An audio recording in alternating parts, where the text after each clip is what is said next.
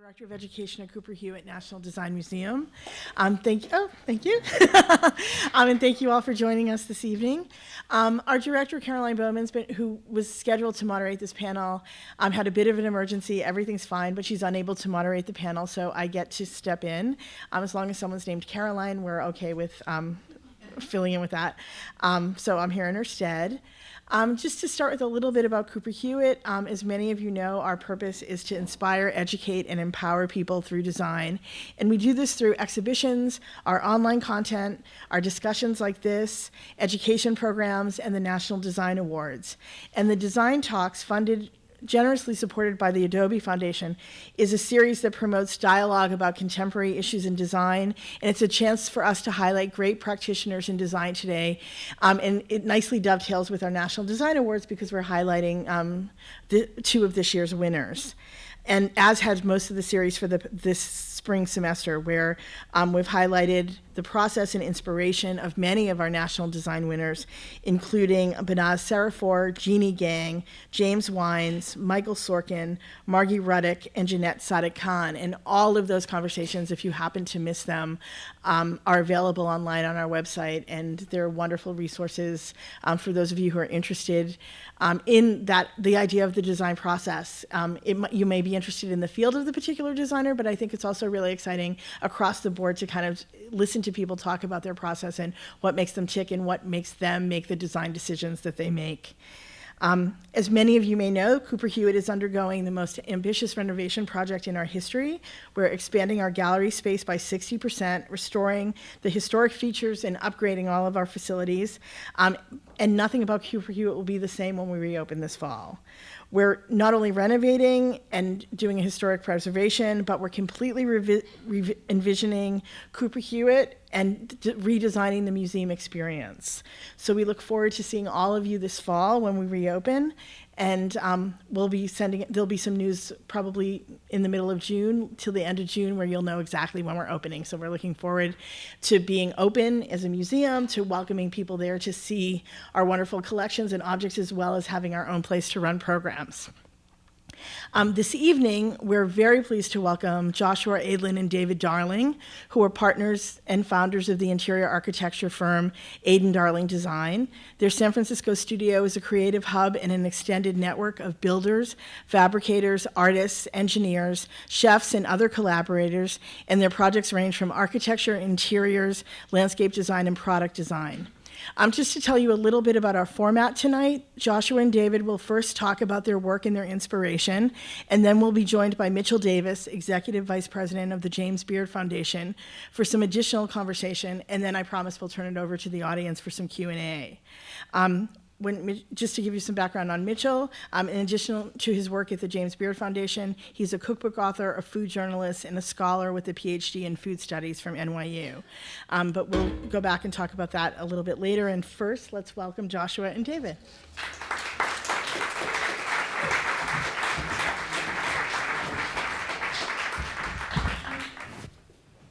Thank you.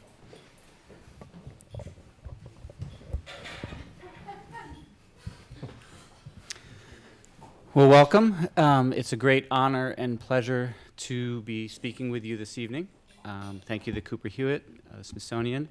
I think it would be helpful to first step backwards a bit to give you a context of where Dave and I started some years ago. On the left, just about 2 years ago, that's me.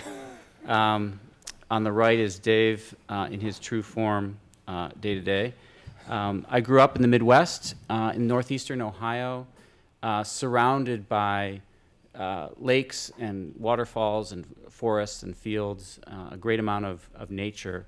My father originally had been an industrial designer before finding his true passion in sculpture. My mother was a painter, a printmaker. My older sister was a painter and a ceramicist and a printmaker as well. So I was surrounded by art, surrounded by nature, and I rejected all of it to pursue my love of baseball. And that was my true passion growing up. And I remember in 6th grade in sociology class, this horrifying statistic that some 85% of all human beings follow their parents in their respective trade or profession, which I thought was just a devastating statistic. And to actually, ironically, end up being one of those statistics is much to my demise. I don't know. We love what we do. But Dave, on the other hand, grew up, and I think at the age of 4, knew not only that he wanted to be an architect, but to run his own firm. And I don't know if you want to speak. My background was decidedly less romantic than Josh's. Grew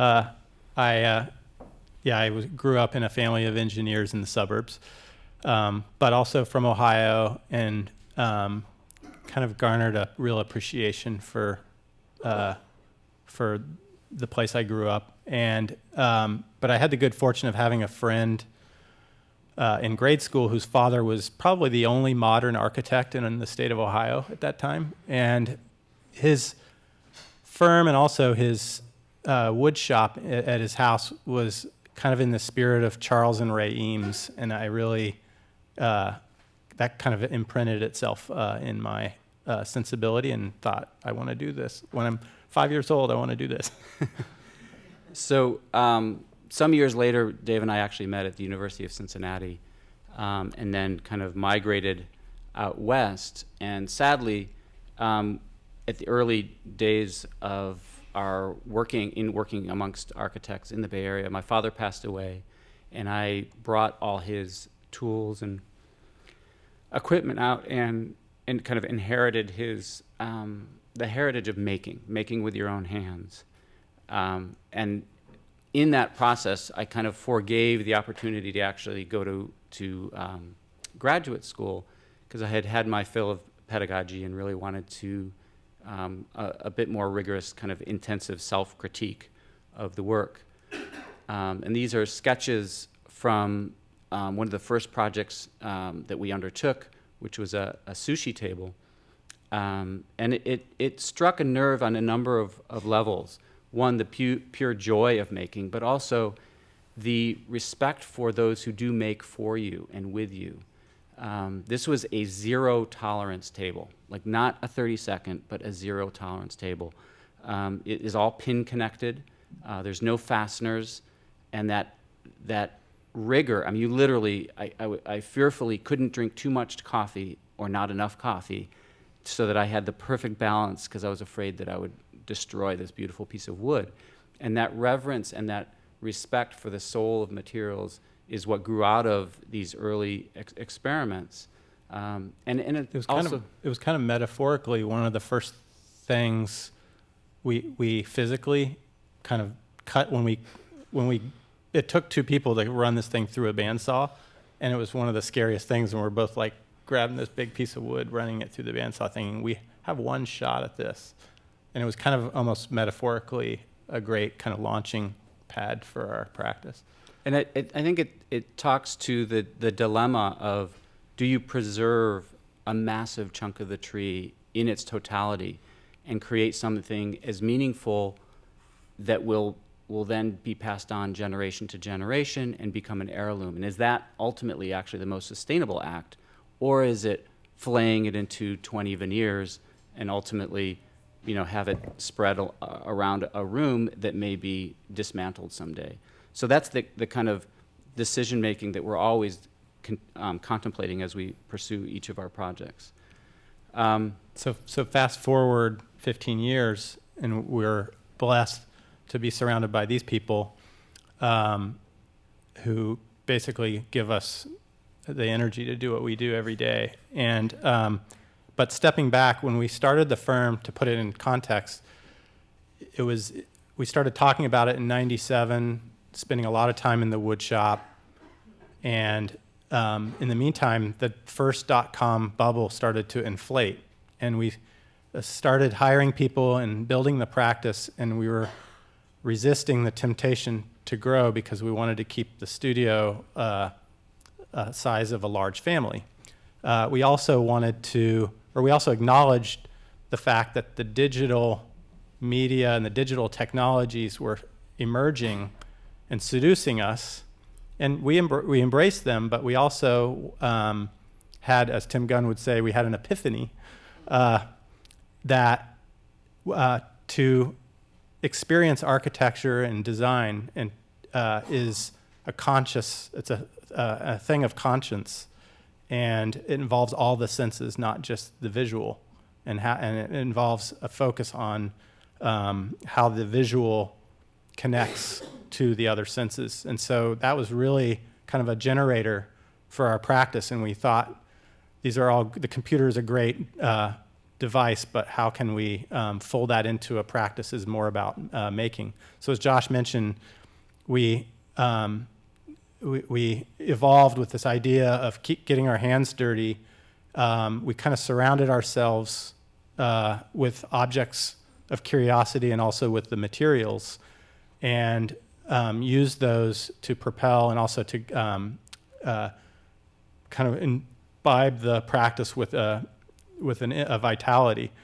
The office is set up around a woodshop, which remains important to this day, and encourages this idea of making, but also it spreads the possibilities of technique and using different techniques, not just digital computer techniques, but also physical techniques of model making and prototyping.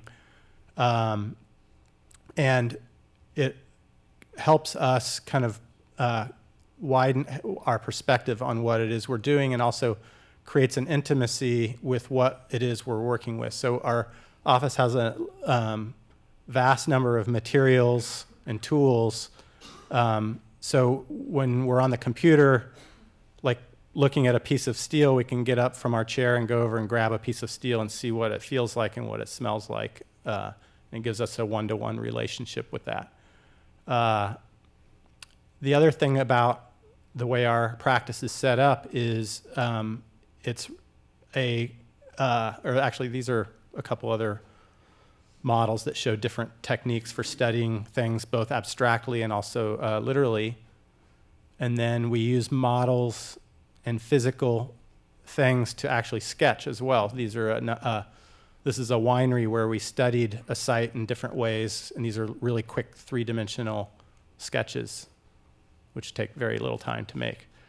But as from the very beginning, we always talked about the idea of having an office as a creative hub. And in order to do architecture, landscape design, furniture design, product design, et cetera, to do all that and to have that small family as an office, we had to embrace and learn how to collaborate in a meaningful way.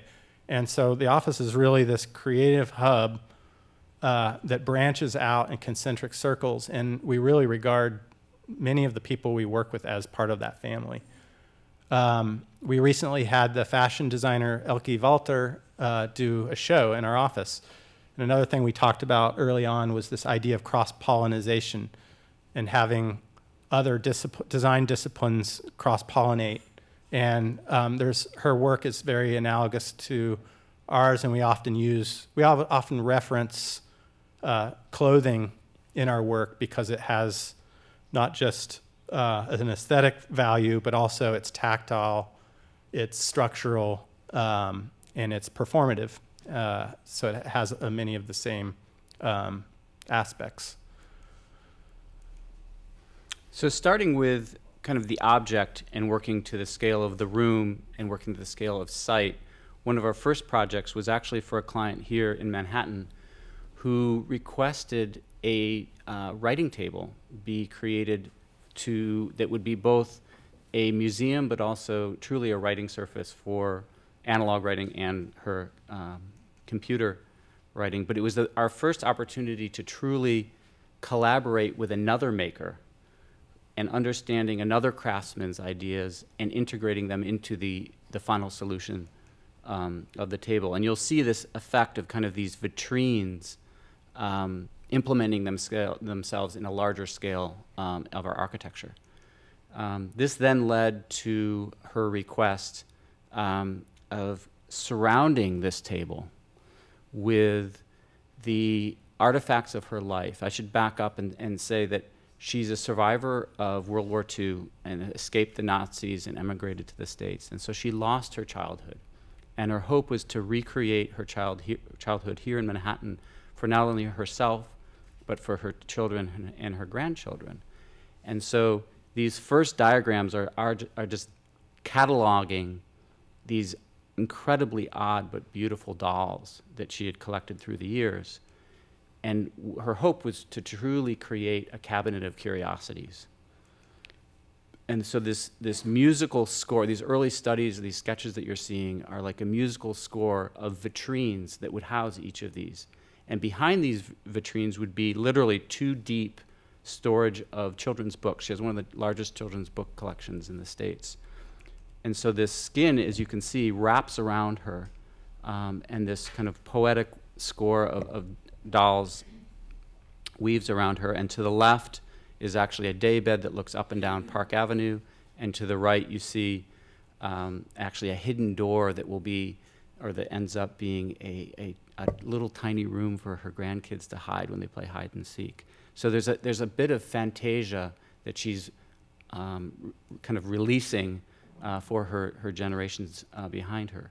But part of this exercise was also of understanding the realities of crafting something on one end of the country, shipping it to the opposite end of the country, and have it come up an elevator and be built in another room. And so this exercise of systems, here you can see this rigid systems of cabinetry with these vitrines sliding in, and then the final product, this kind of moody room with these fiber optically lit dolls to create a somewhat horrifying and also a beautiful experience for her and her grandchildren. So when we started the studio, we used to talk about these ideas that came out of making and furniture design, and we would argue about whether that could be scaled and whether you could take those same ideas and scale them to an urban design problem. And we were lucky enough, this obviously isn't an urban design problem, but we were lucky enough to get a commission early in our careers that involved a very large master planning exercise on a vineyard in Sonoma. It's the last dry farmed vineyard in Sonoma County, and it involved redesigning the vineyard itself, which was a real learning experience, but also discrete follies in the landscape and structures, a barn, a caretaker house, and a main house. And our client had this fascination with cartography, so we kind of took that as a springboard and developed this idea of cognitive or experiential mapping, and how does the body with all its senses encode and decode sensory information. And the barn acts as a gate to the property, and it actually, the way we situated the structure, it acts as a valance, eclipses your view of the horizon, so it creates this sort of forlonging experience. But it also materially resonates with the vineyard itself, and that was another important thing for us, is we wanted our work to have an experiential and also physical kind of connection to its place, and to allow it to kind of reinvigorate the site. So here with the vineyard stakes and the roof, and then with a stacked stone wall where the stone comes from the site itself, and the walls of the building are, we repurposed grape stakes from the old vineyard, so it all kind of ties into the history and to the materiality of the place. And it's taking that idea that Josh was talking about, where first it's a piece of furniture, understanding where that piece of furniture comes from, and then designing a space around it. And this was kind of analogous, where the building sits in its room, which is the vineyard, and has this connection, and then you add the experience to that, and how is that experience choreographed. The caretaker house has this sentry view over the entry to the property, So it's all about panorama. It was organized about a 18-inch thick rammed earth wall. The earth comes from the site, so it has that physical connection to the site, but it also organizes space so that once you pass through that wall, you get this panorama over the vineyard. There you can see the rammed earth and from the inside. And then on the other side of the property, hidden behind the horizon of the vineyard, is a main house, which is actually a fairly large structure. So we used the site as a way of eclipsing one's view and kind of masking its size and bulk, and organized it in a way that allows morning light to heat it up passively. And then throughout the day, the light penetrates, the house is organized true north-south, so the light penetrates these long fingers of space and allows a kind of layered lighting. And also it's used as, there's a lot of gallery space in this property. And then you zoom into a more intimate scale, and we often talk about the body as being this vehicle for the senses, and your eyes are out front navigating and determining your next move, and your feet are reading tactile information and acoustic information. In this case, you get out of a car, you hear the crunching of the gravel on terra firma, and then you step onto an entry bridge, which we detailed in a way that not only can you smell the wood, but you can feel the hollowness and the floating nature of the wood, and also you can hear the hollowness as you walk into the building. And so this idea of cognitive mapping continues through this project. The materials obviously play a big role in this. The stone we detailed so that not only does it look a certain way, but you can actually, with your eyes, you can kind of feel the weight of the stone. The stone is detailed so that it looks as, so you can tell it's bearing its own weight, and you can kind of feel a heaviness to it, which is very important. And then we employ nature itself. So if the wind is blowing outside, you can read that information with your eyes as you look at the silhouette of the trees against a piece of glass. So simple things like that, framing the landscape with the architecture, and then actually mimicking the landscape with the architecture and creating these layers and these bands of horizon that can eclipse your view as you move through the space. So it's a very choreographed experience that takes that idea from furniture scale all the way to a fairly long, protracted, choreographed experience. And there's a spirituality that comes out of these things that, to a greater or lesser extent from one project to the next. In this project here, this is a spa retreat in Sonoma. We literally graft the building into the landscape. So the physical act of getting to this building and escaping the stress of the day is something we really carefully considered. So you don't see it in this image, but you leave a fairly busy environment, which we did not design, and you actually leave the sort of security of that kind of domestic environment, and you literally walk through the woods, so to speak. And we design it in a way that you have to kind of duck under a few branches to get to the stairway. And then once you engage the stairway, you feel the temperature drop in between these two concrete walls as they carve into the hill, and you feel this the sense of compression. And then on the other side, once you descend, you arrive at a very open space. So it's this idea of having the security of the enclave and also the sense of freedom and egress, visual egress, all at the same time. And it's a very tranquil experience. And then we use the landscape on a lot of our projects as part of the architecture. So we're relying heavily on the landscape. Here we're cutting into the hill on one side, and then we're looking out at the vast landscape on the other side and trying to let the building take the back seat to all of that.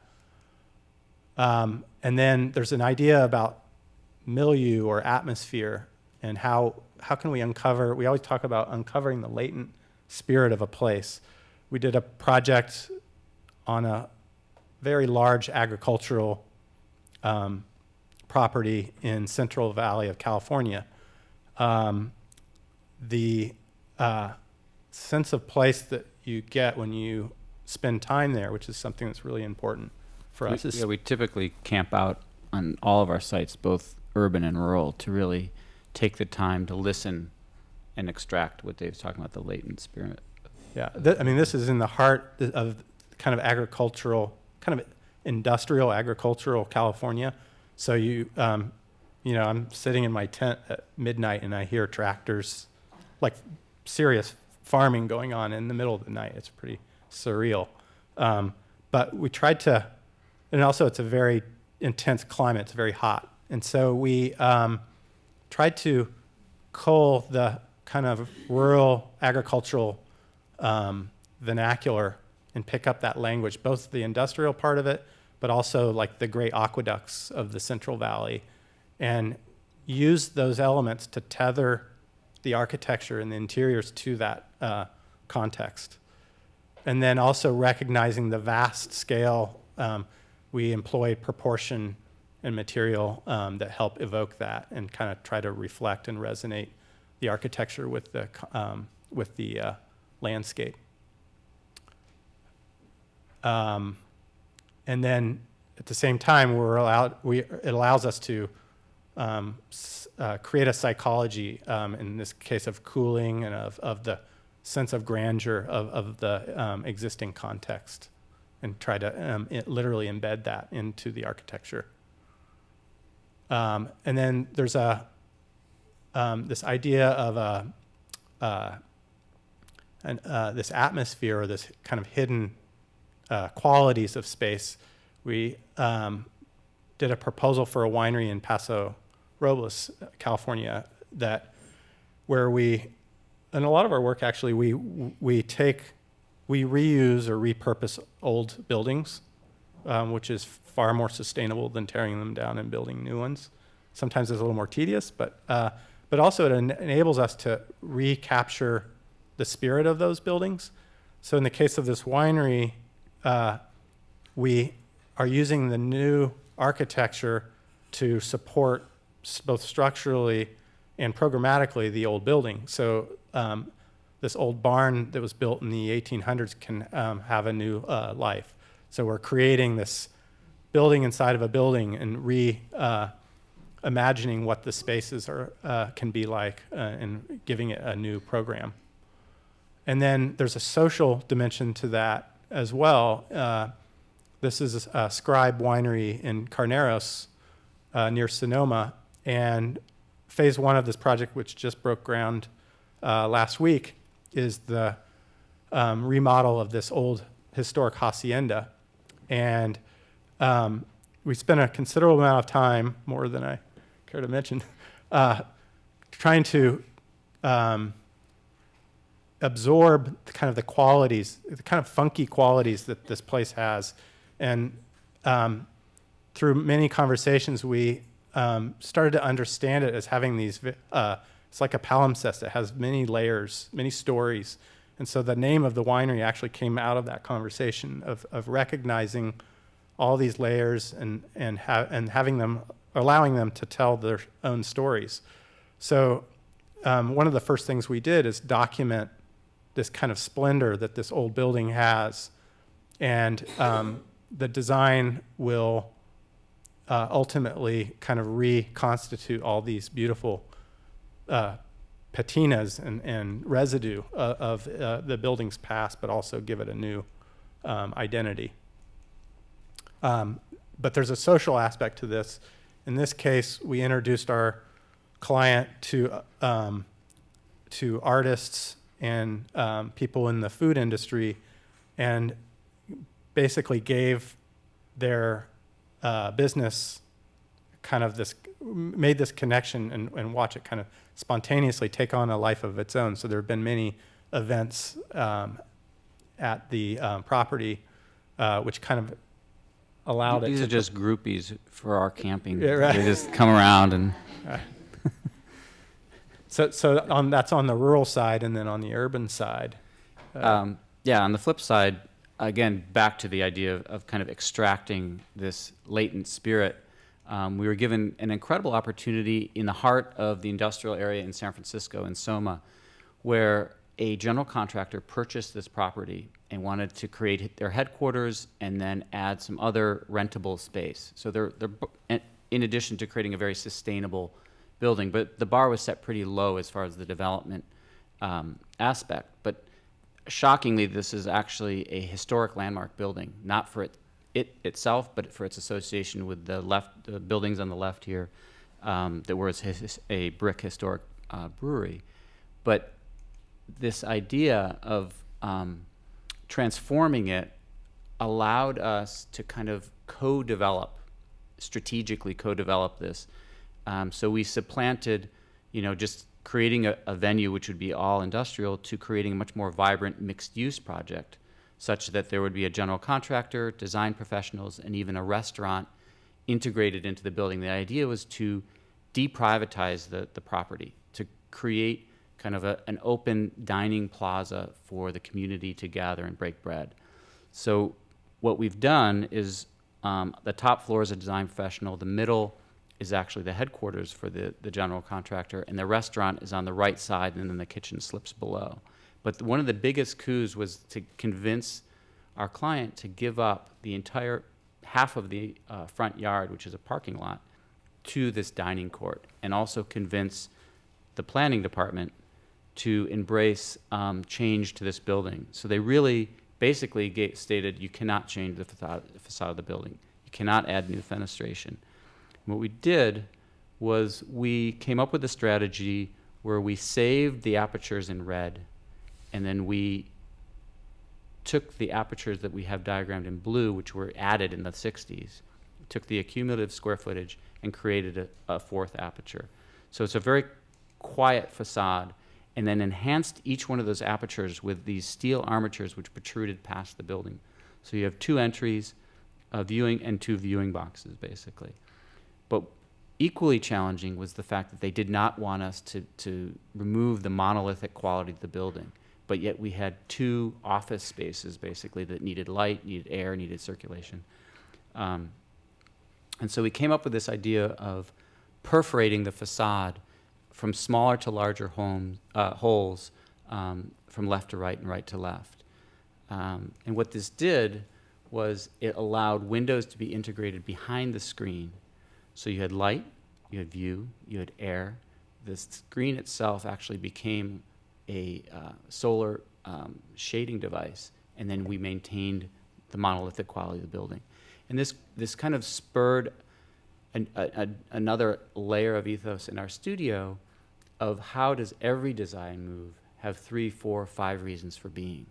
And so you capitalize on multiple design problem solving. I think that's an underrated, if you look at all the National Design Award winners, they're all, in their innovation, they're really simply solving problems.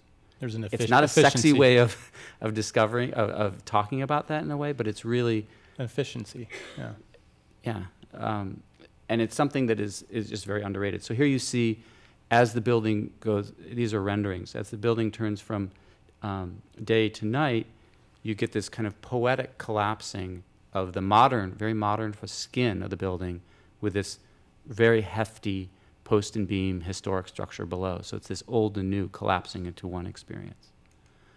And this is, again, where simple problem solving. We couldn't even afford this grand strategy of perforation without playing with it. So we had to create a system that repeated the 12 panels, flipped top and bottom and back and front, so that when they actually milled it, they were able to stack it 4 deep, and you were able to cut the price into 1/3 of the cost.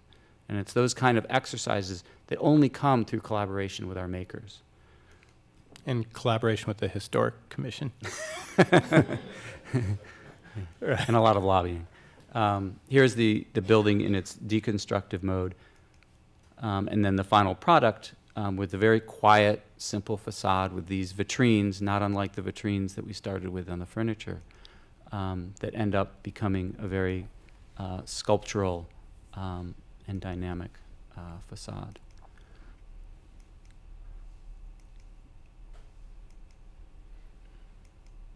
This is the top floor of the design studio. And then we were fortunate to be able to collaborate with the new restaurateur in the building, Thad Vogler, who had been renowned for his mixology, experience in mixology. And his goal was very simple. He wanted to create a timeless urban tavern that truly embraced kind of the rusticity of an agricultural experience and simultaneously merge that with a very urban experience.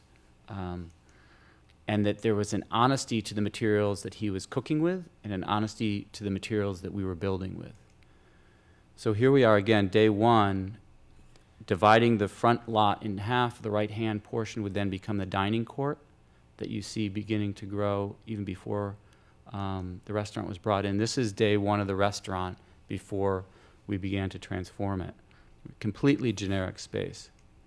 And we began to work, again, very intimately with the owner, Thad, and he was obsessed with liquids.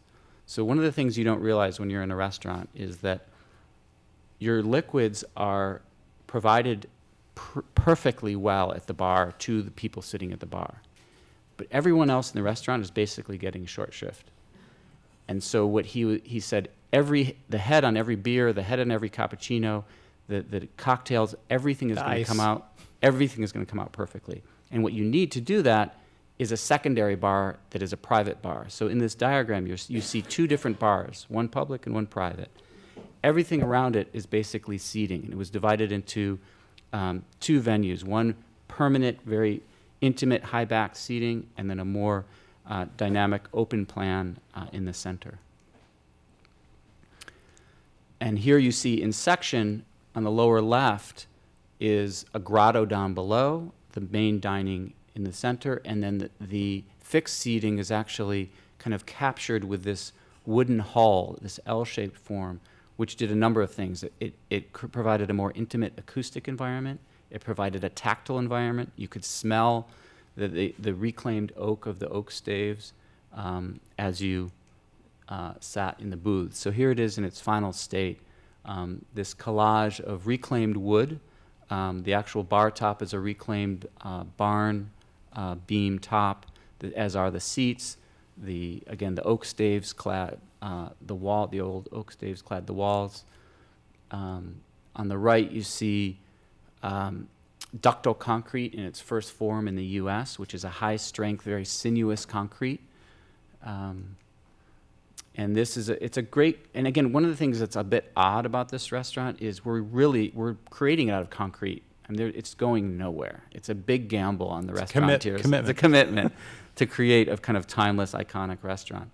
So it's this collage of the concrete board-formed die walls. It was also our first adventure financially into the restaurant world, though unintentional. Basically, this happened right when the dot-com crashed. So he lost half his funding, and he basically came to us and said, would you kindly invest with your co-fabricators in the restaurant to make this happen? And we did. So the seats that you see is an artisan who custom created these seats. He invested. All the concrete work was invested by Concrete Works. The metal work also invested, and these incredible sculptural light cannons were done by Nick Weinstein. So the investors are like family. It's like a great group. So it was truly a passion project in the end. But even like the back bar was created. The owner had a friend who was a taxi driver who absolutely loved industrial photography. So we created this diptych out of his photography. And here you can see how it collages with the kind of the jewelry of the back bar and what the bar represents. And here again, the ductile concrete was a challenge in a way by the concrete sub. He's like, I've got this technology, what can we do with it?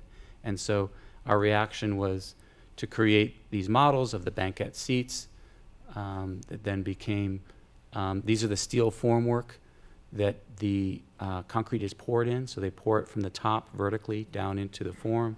They peel the form off, and then they grind it smooth. It's an incredible material to work with. And here you see it in its final form in situ. So, and again, the only way this succeeds financially is that you create this rhythm of repeated elements. And even the maitre d' station of ductile concrete. Again, just the proportioning of the scales to the hull, and then the collaboration with the metal worker on these light fixtures was all. And again, the incredible Pyrex tubing creating the light and this dynamic interaction with the historic building.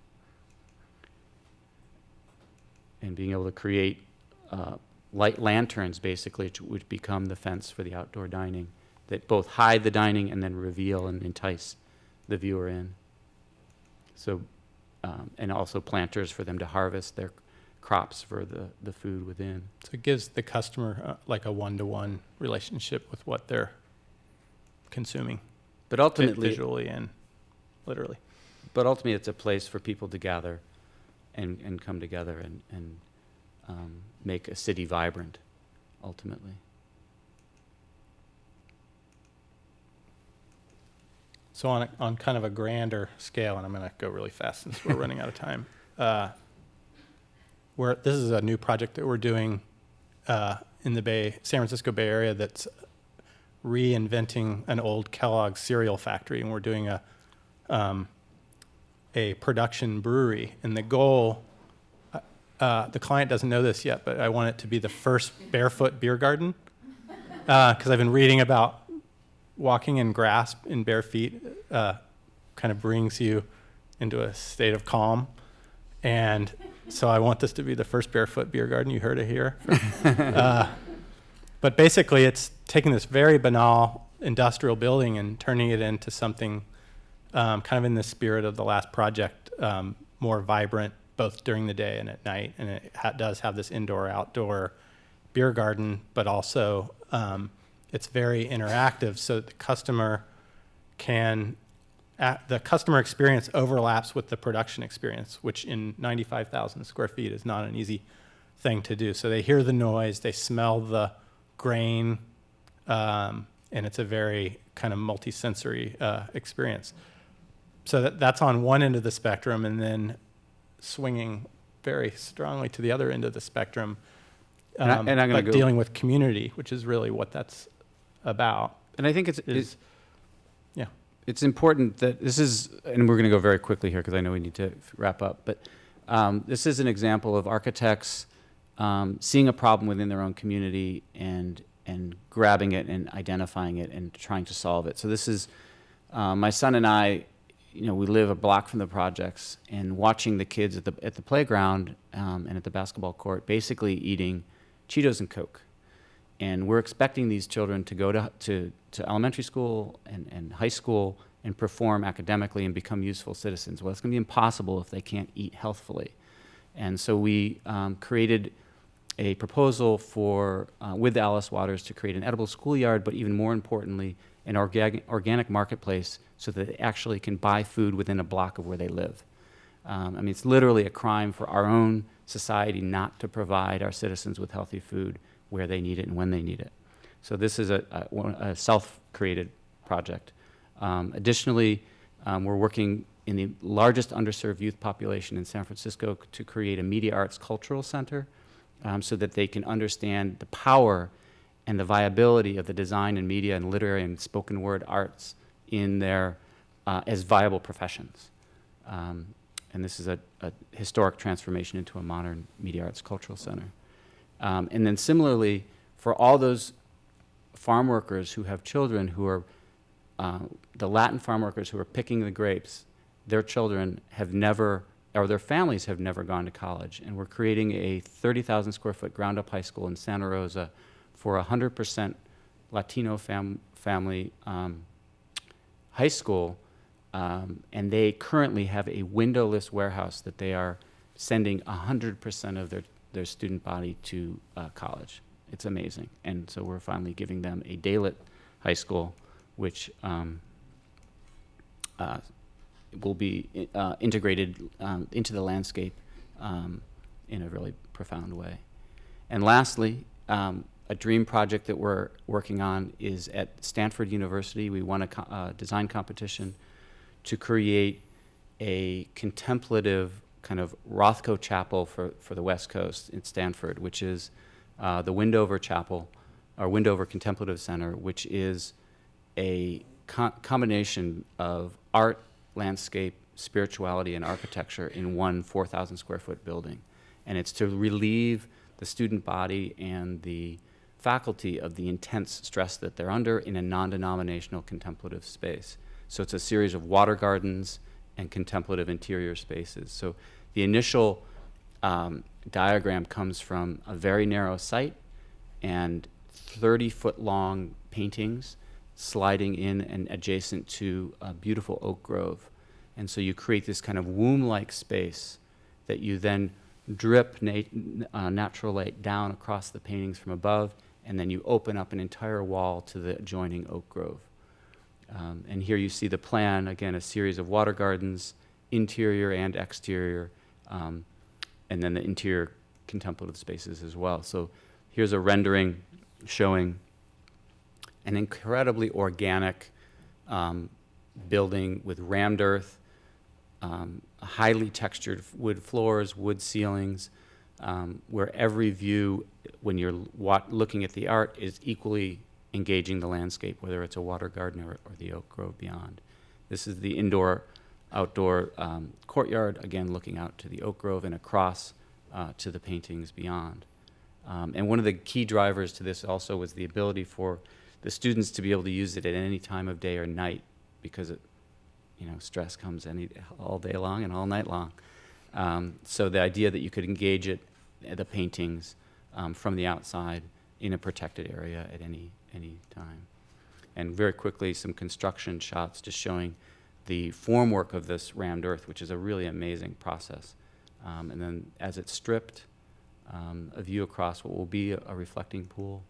And you can start to even see already the nature dialoguing with these rammed earth walls in a really profound way, and how the light will be raking down from above. It was a really great opportunity to kind of channel a lot of the things we've been thinking about over the years and pull them together into one project. So on that note, a very good friend of ours who we met through the food world, he actually started out as a chef, and I think he was a sommelier for Mario Batali, and he ended up I think he was at the Rome Academy filming. He got into filmmaking, and he was filming Alice Waters over there, and has done a number of films. He started this company called 100 Second Video. I hope we got that right. But Zach Shapiro. Zach Shapiro, and we asked him to just camp out at our studio and kind of absorb what he saw and what he heard, and try to capture that in 100 seconds. So we actually brought that video along, and we'll end with that, and then we'll turn it over to the panel for some Q&A.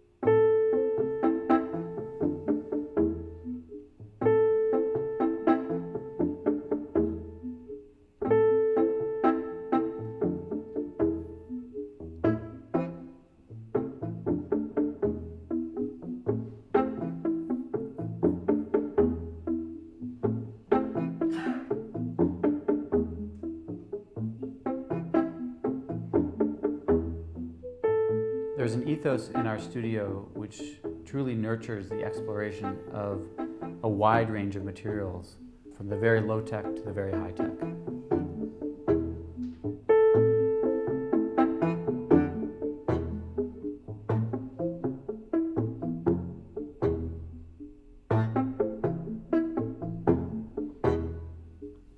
machine has separated us from who we are and our sense of being in the world.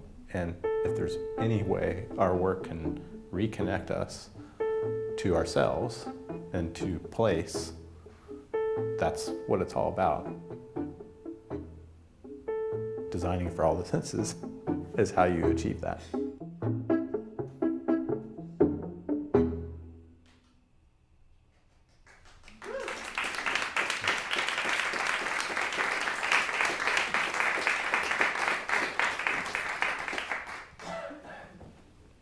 Actually, I'd like to ask Mitchell to join us as well.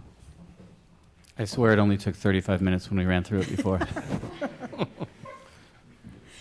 The only issue is that you've made us all so hungry with those last bits, but Yes, indeed. I think we'll soldier on.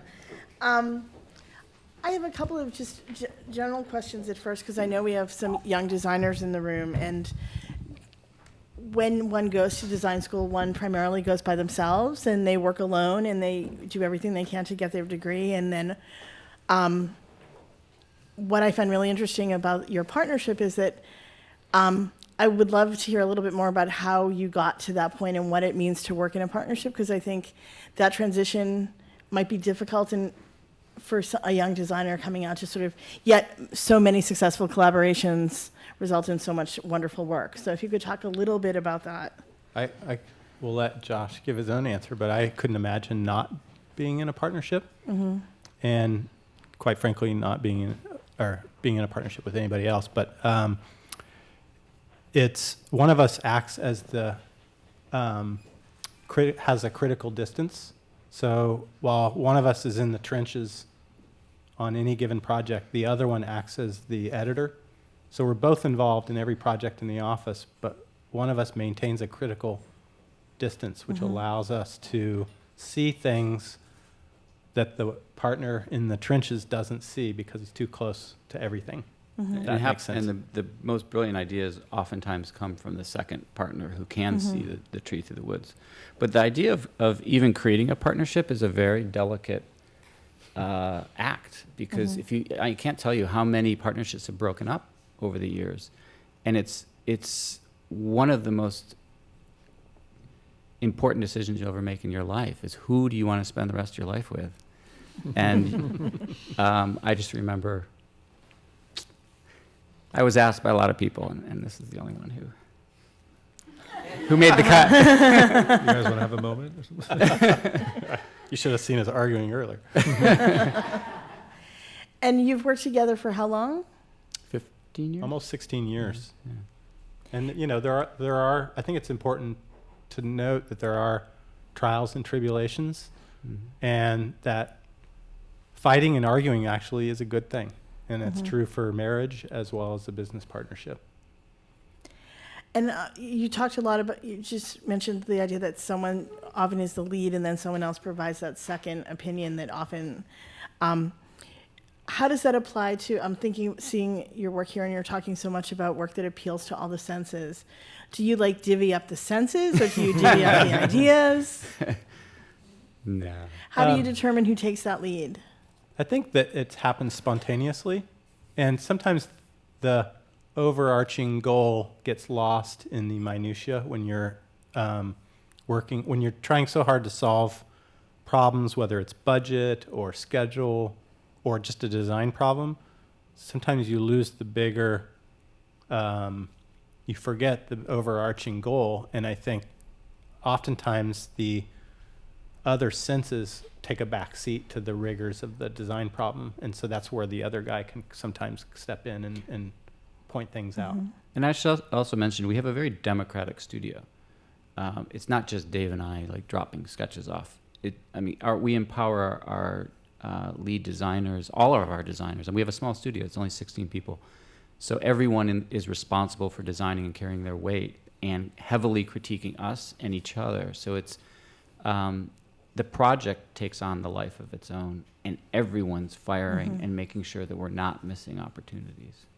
So it's an oddly democratic firm. And I think to kind of build on that a little bit, you have a wood shop in the back of your studio, right? Or in the front. Oh, in the front. Sorry. It's actually the nicest space in the office. And you've talked a little bit about the aspect of making in your work, and then the importance of those kinds of the tactility of the materials. Could you talk a little bit more about that? Well, it's interesting because when we first started out, the woodshop was all we had. And so we were always testing. And I mean, to this day, I have to admit, my most enjoyable meetings are going to other makers' shops and playing with them on how to improve what we've designed, because they're the masters of the medium. At a certain point, we're co-authoring and directing, but they're the makers. And so the fire and the energy, we're always trying to get our studio out of our office and into the makers' studios, because the best solutions, I think, come out from that. Yeah, and I would add that the most important role that the shop has these days in our practice is giving us a reminder, a renewed appreciation for what those other people are doing and the expertise. And part of that is because the scale that we're working now is just getting larger and larger, that we can't mock everything up in our own studio. We don't want to privilege one sense over the other, but I think that you make no secret about your passion for food.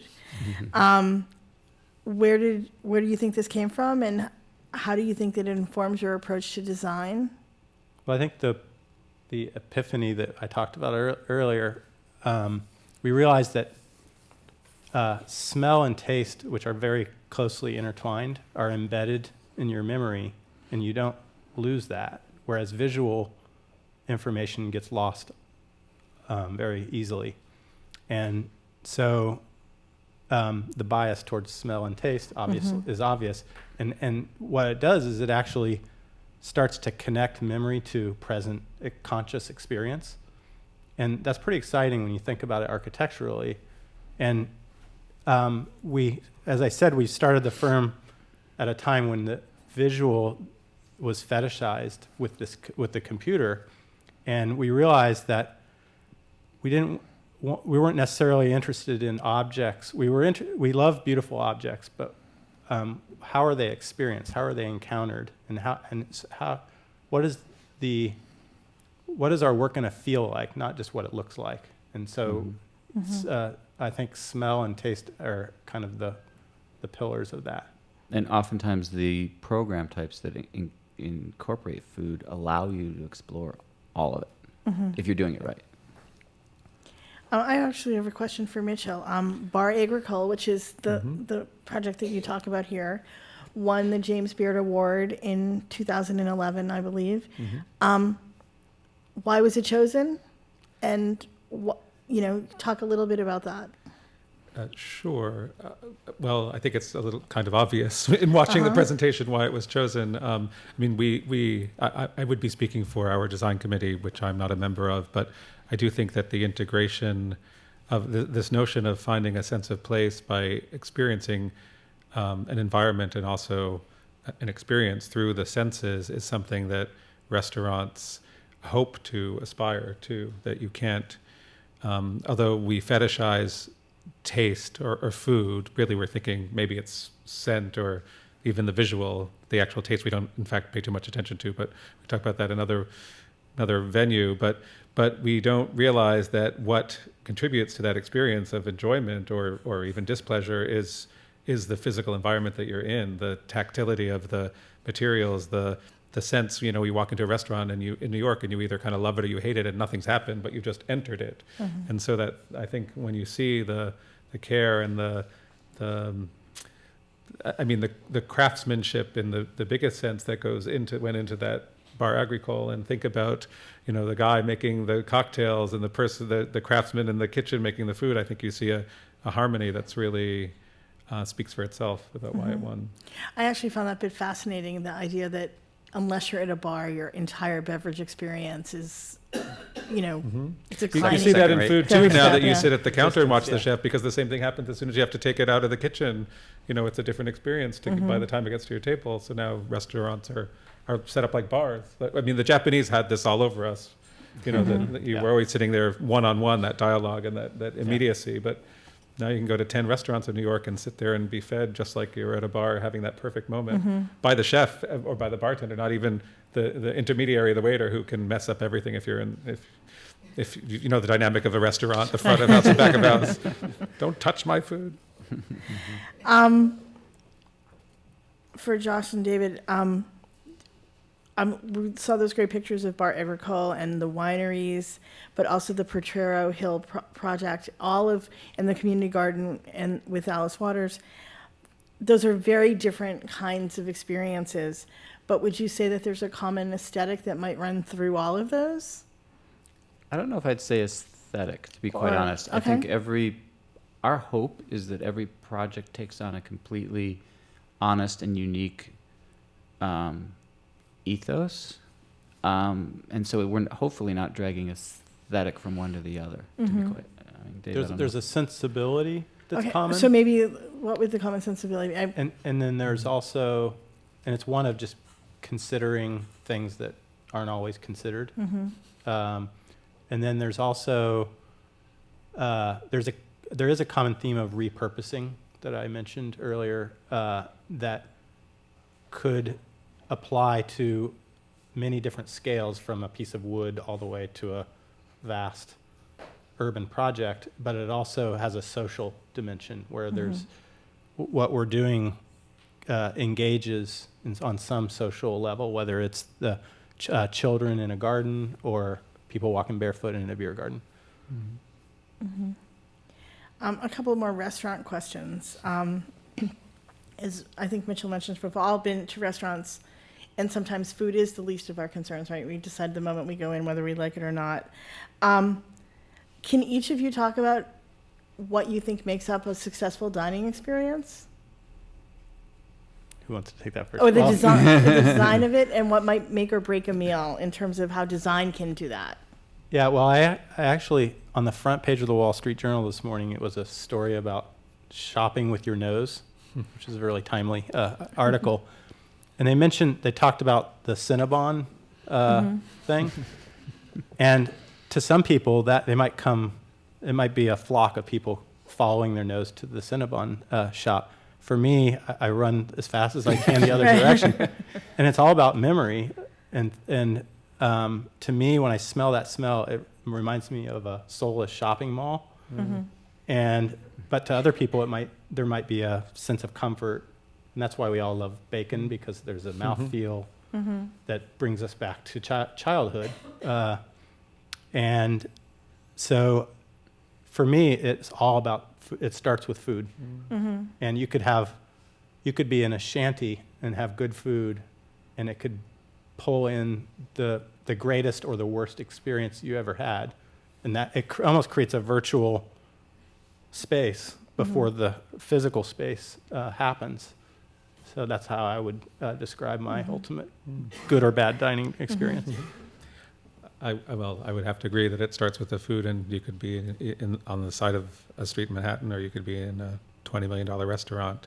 And one of those experiences could feel authentic and worth its value, and the other could be a sham, and you never know which one it is. It could be on either level. I think one of the things about design and food that I find fascinating, the intersection there, is that the approach is really where the authenticity and the value comes from, because just spending money, anyone can open a can of caviar and have an expensive meal, but to make an expensive meal out of an onion and a piece of celery, and to put them together, to think about the approach that way, it's sort of like repurposing old barrels and things. It's not that, it's the intent that I think that is where the perception of authenticity and value come from. And so for me, there has to be a relationship between those things, although if the food is good, you're starting off on a better place. But sometimes I think design, to me, when there's a lack of harmony between the design, the service, and the food, it's usually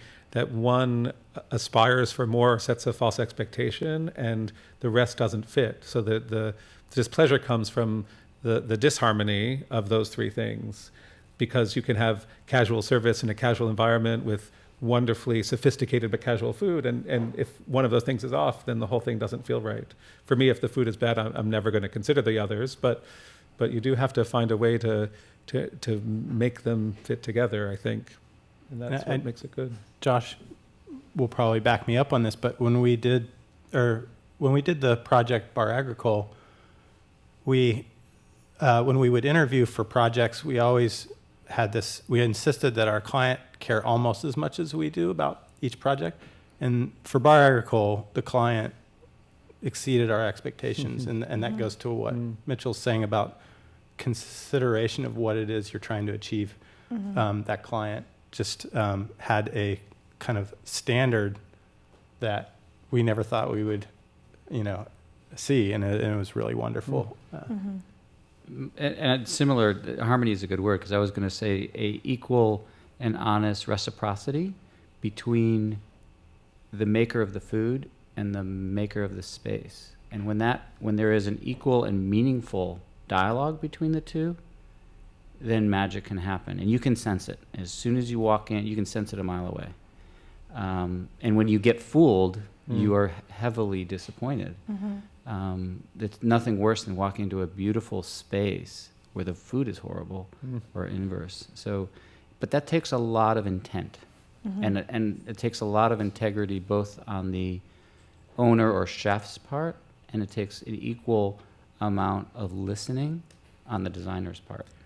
I would also say it takes a little bit of distance that sometimes, I mean, my experience has been chefs who can be incredibly passionate and even very sophisticated in their sort of visual representation of food are not always the most sophisticated in their design sense or their space sense. And so you also have to let go and let people who can meet you there from the environment space to work together for that to be a success, because otherwise you get a bit of a mess. I think that notion lends itself to the idea of collaboration. And one thing for people who want to pursue design careers, you can't do it all yourself. And even like we're doing a restaurant for Corey Leaf in San Francisco, James Beard Award winning chef. He has 40 people in his kitchen, and he relies heavily, like we do on our team, heavily to perform and do the things that they do. And it's really pretty amazing to see that work.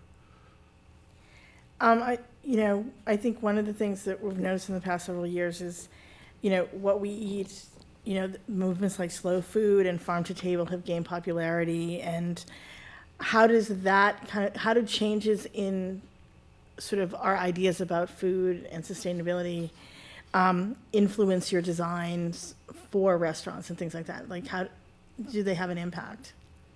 Josh kind of alluded to it earlier in our presentation. Having a reverence for the stuff you're working with, knowing where it comes from and how it lives in perpetuity is really important, both in preparing a good meal and also in designing anything. And that applies to the very low tech all the way to the highest tech. I think we're at an interesting moment about food. I mean, literally like this moment, last week, for instance, where Mark Bittman is writing about organic and GMOs might not be the thing we should be focusing on right now. And Dan Barber just released a book called The Third Plate, which presumes an idea beyond farm to table, that farm to table isn't sufficient in our perspective of the world. And what they're all sort of saying, I think, underlying, I've spoken to both of them about it at length, is that food is part of a system, that actually ingredients don't exist on their own, that Dan's point about farm to table is that it just takes a grocery store mentality where you go and get what you want and always expect it to be there and puts it on a farm. So that you pick the best thing on a farm and you take that and you use it, as opposed to thinking about the farm or the grocery store as part of a system that produces food that requires caring for the soil and caring and using the things that aren't really the end result, the beautiful tomato, but the cover crops that feed the soil that have to be consumed or used in some way, and sort of just a step away from the individuality of each piece of the plate in that instance. But I think you could apply it to the design, that if you think of the whole thing as a system, so the intent isn't just to use these 6 things and make a pretty space, or to use these 4 ingredients and make a delicious dish, but actually it fits into some larger thing, your project at the end, the tranquility space or the contemplative space at Stanford, I think is a perfect idea. It's like, how does this fit together? And then how together does this move the conversation forward? I think only requires the sort of thinking that these guys expressed about approaching a project from the place, the use, the intent of the makers, all of that is a systems approach, I think, to creating a space. And you see it in the results, I think. And in food, I think people are moving a little bit towards this idea that you can see it in the food, that it isn't just enough to pick the best tomato, but actually to think about what helps make that tomato get there and to be a part of that system, an active participant, not just a shopper who picks it off the shelf. I mean, I think from the way you guys described your process, there's a real similarity there. It's the people who produce it. It's the wood, where the wood comes from. It's the physical space. It's even the historic landmark board. Like it's not just one of those things. Right. Mm-hmm. And there's a kind of a macro impact that everything we do will have to the industry. So using the mahogany as an example, we thought long and hard about that. When one of the first things we did, cut through this piece of mahogany, and we had these interesting conversations about, as Josh mentioned, filleting it into thin veneer so you could do an entire building out of it, or does it become this heirloom object that gets passed through the generations, which even gives it a longer life? And those are the conscious decisions that we have to make as designers. And that's the advantage that architecture does have, is that it can last hundreds and hundreds of years, whereas food is consumed daily. Right. But what I loved also about that story and that beautiful table was when you said, you didn't want to have too many cups of coffee because that would throw out the balance of this thing, of what you were doing. And I feel like in food, we spend a lot of time, I find myself saying this a lot lately, educating our producers, our makers, but the consumers haven't done their part. The other side of that, I mean, that Japanese dialogue between the diner and the chef, the notion that you create an environment, and obviously you would hope that people use it in a certain way, but they also have to rise to the occasion of using that environment in a certain way. And in food, I think I'm trying to encourage the sense that the customer actually isn't always right, but the customer might always be willing to learn or be led or explore in a way that you have to interact with an environment the same way I think you have to interact with food.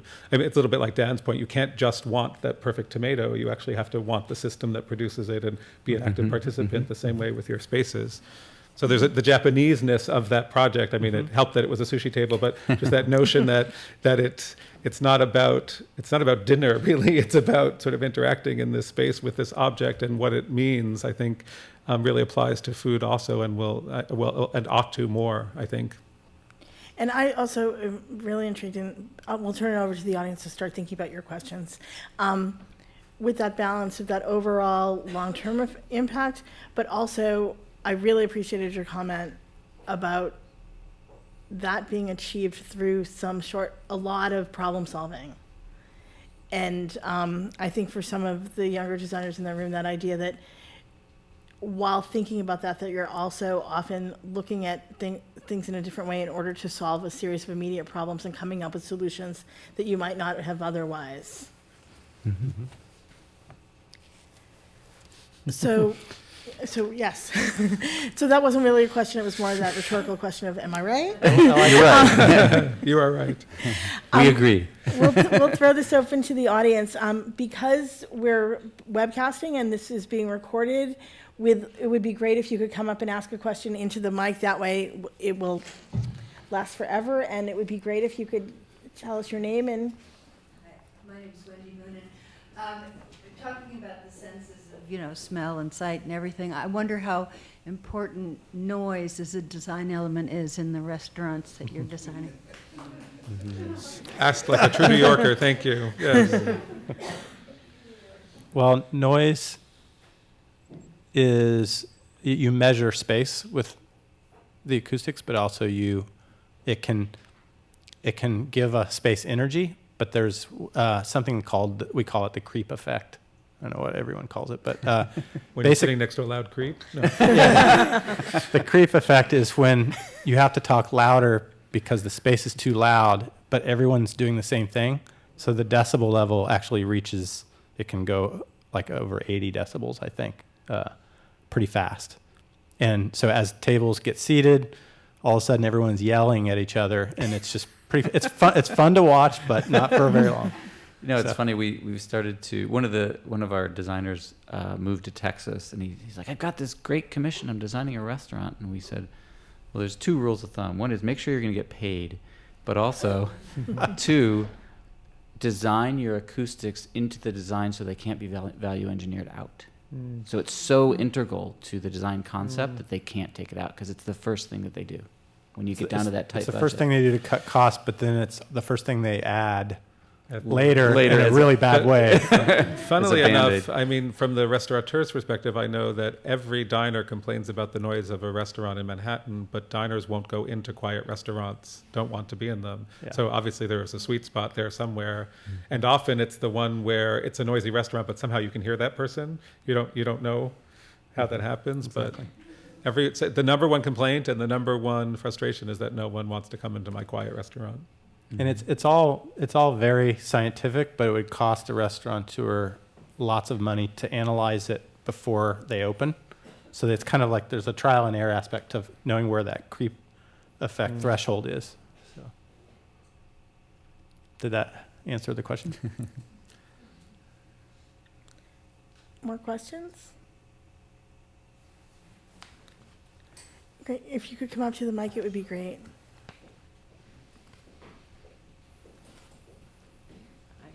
This is just a follow-up question to the stone that was in the vineyard, where you could see the weight with your eyes. Was that rusticated? What was that stone exactly? So we did a lot of research. We wanted to create something that was very monastic and very quiet. And we did a lot of research to find a stone, it's a limestone, that had a cleft to it that was very flat and that could be fabricated in a cost-effective way that allowed it to kind of sit on itself so that you could really feel the weight of it. So a lot of stone looks like it's glued to the wall rather than stacked, and then the reason is because it is glued to the wall. So here it's literally bearing its own weight, but it's tied to the wall, to a subsurface. Okay. And where was it quarried? In Washington State. Which part of the state? So Do you want Do a you phone want to number? buy the stone? Maybe. actually, a lot of people have actually asked about that That's stone. the hottest question we get is where did you find your stone? We started the research in a local quarry, and where we actually tromped around in the mud in this quarry and learned about how stone was taken off out of the hill. And that led us to a solution that was working with the dimension of the stone as it's quarried so that it reduced the amount of labor involved and the amount of fuel involved and that kind of thing. And that kind of led to the design. So the design came out of that research. And I think on a lot of our projects, as Josh sort of mentioned, you kind of have a vision, but you keep it vague enough that when you start to collaborate and engage the quarry or whatever it is, the solution is culled out of that collaboration. I think that's really important. Thank you. Hi, my name is Trilby Schreiber, and I teach at the School of Visual Arts. My question is having to do with food and collaboration and community. Do you in your studio have communal lunches, or what, or even on a occasional basis? Do you Eat together. We support have, your we have practice one of our through food principals and- actually has self-taught himself how to make artisan cocktails. So he teaches all of us how to drink the ball heavily rolling. and educates us how to make great cocktails. But it's Dave's dream to have a fully working chef kitchen in our studio so that we can all do exactly what you're talking about. Because he's the foodie. He's the obsessed. But your question about the idea of community is really important as well. To be really honest, our practice kind of started to snowball in the residential work early on, and we started to feel kind of an emptiness, and we wanted our work to vector not just in residential but also in cultural realms. And I think engaging in communities that foster or share some of the same ideas about designing for all the senses, like the James Beard Foundation, Slow Food USA, and various other organizations, where it enables our whole office to connect to those communities, whether it's formally or informally through lunches and dinners and outings and things like that. But as far as the collaborative spirit, I think one of the unique qualities of their studio is that we actually travel with our staff every other year to a new city, and we feast for 4 days straight and see as much architecture and design as we possibly can, and then spend about 2 minutes talking about how we're going to improve our studio. But Which makes the whole thing tax deductible. Exactly. So. A fellow National Design Award winner has an office called Field Operations, and I just love Oh, yeah. Mr. Corner took that name before we could get it. But that's a great name, and it describes our practice. Well, it sounds like a great practice. Can I ask a You're- question? Yes. I thought it was interesting that you began with that odd little curio room, this very interior space, actually end in Manhattan, and yet your work has evolved to be so exterior or sort of outward seeming, bringing in the external environment.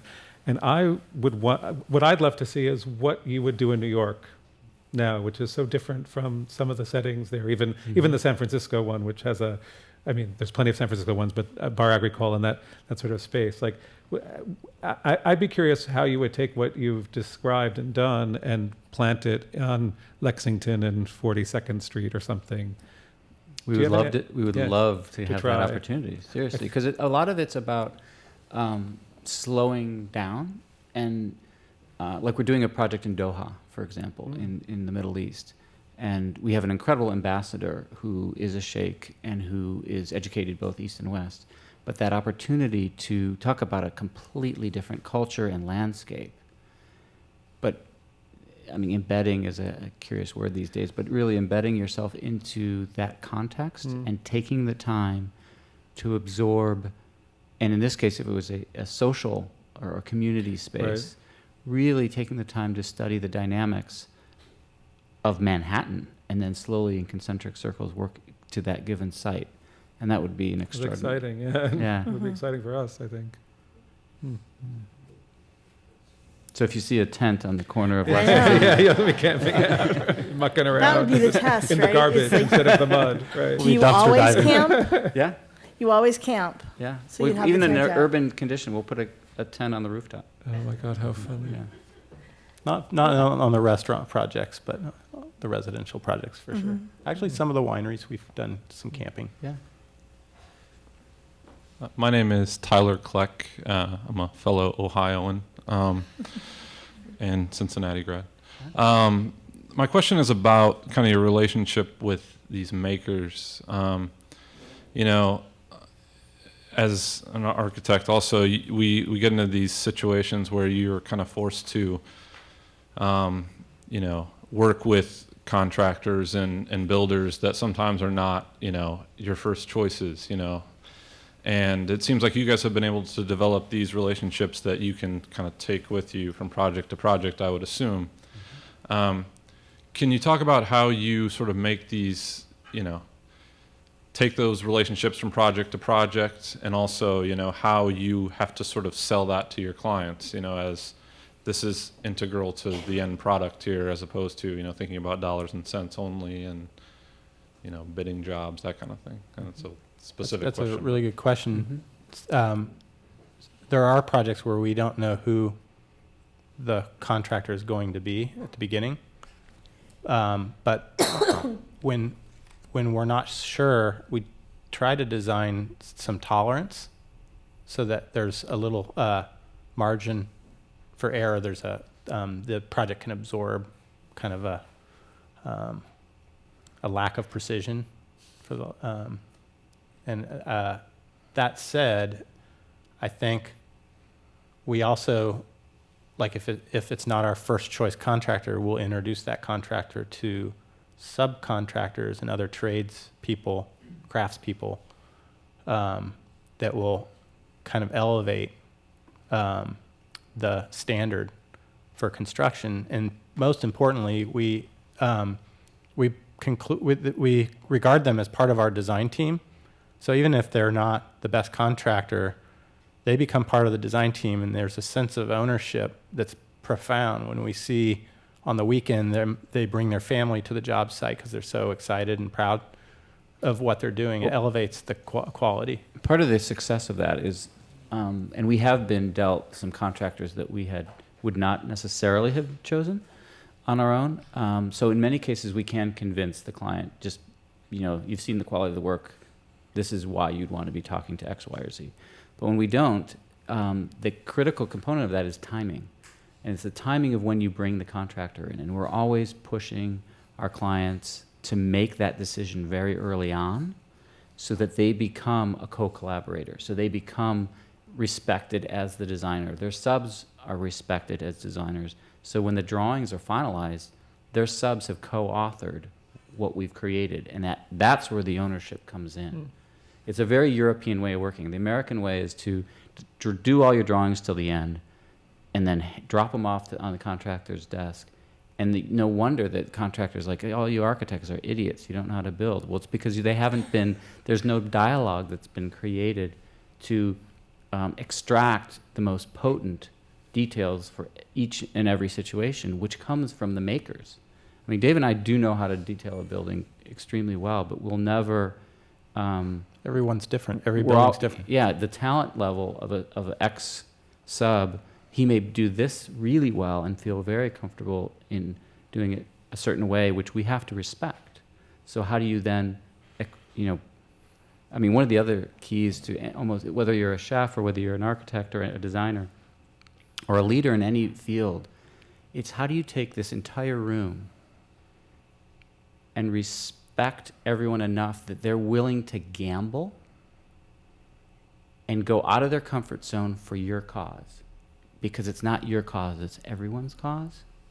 And when you get a whole room of people willing to do that, you can basically blow away every expectation anyone had. And that's what we try to do on every project, which is exhausting, but it's worth it. Well, that's all the time that we have, and I think that's a great point to end. I'd like to thank Joshua and David and Mitchell.